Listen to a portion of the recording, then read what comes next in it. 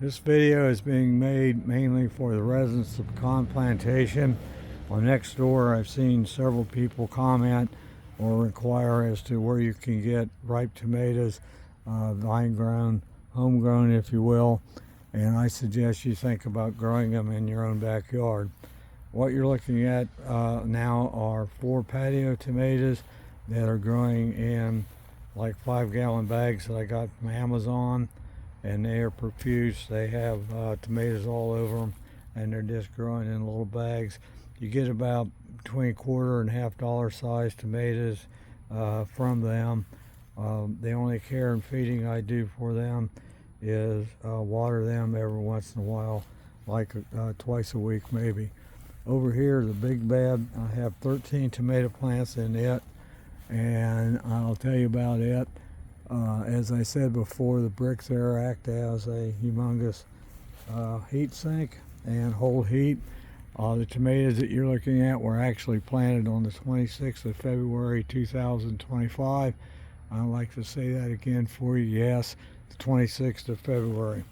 Up here on the end is a Beef Master, and for those of you who don't know tomatoes, they grow to be quite large, 3 to 4 inches across, have a tendency to have ribs running in the top shoulder around where the stems are, but you just slice around those and they make very good tomatoes for one slice on a sandwich.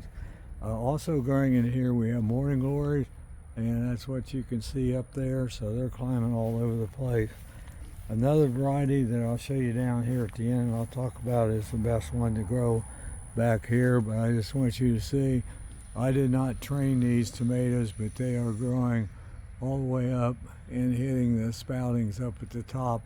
They're actually that large, and I want you to get in here and look and see that we have green tomatoes all over the place. And today is the 3rd of August, and the heat's supposed to keep tomatoes from setting, but they're not. In fact, up in here we got one. I'll pull it back and you can see it starting to ripen.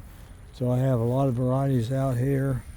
Here's a Tabasco pepper plant that I planted in here along with marigold to keep the bugs away, and you can see it's covered with peppers. So on down here, the variety I wanted to tell you about, we do have some Romas growing in here too. There's one in there behind the pepper plant, and you can see there's one right there. But the best plant, beyond all of them, for growing in hot temperatures here in Profound, is a variety that's called Homestead 24. And that's what these babies are Homestead 24s. You can see some down in there growing over there. I got these at the greenhouse in Glen Rose, Maggie, and she said they're going to get some more in pretty soon. One other thing I do is I have a soaker hose running all through this bed, and it's down here on a timer right here, which in turn goes up to where our spigot is, and I also have a device on the spigot that allows me to inject fertilizer in the soaker hose, and that's the way I fertilize. So when I want to water, I just turn that on, come down here and turn the timer on and let the soaker hose do its thing. I usually water in the morning so that the bed has a chance during early morning hours to dry out, so you don't get any blight on your tomato plants. You're not watering the leaves or the upper half itself. And I just want this as a video to show the people here in Pecan that if you want tomatoes, it's no really big deal to grow them yourself in available space. So that's what homegrown fine tomatoes look like for the people in Pecan.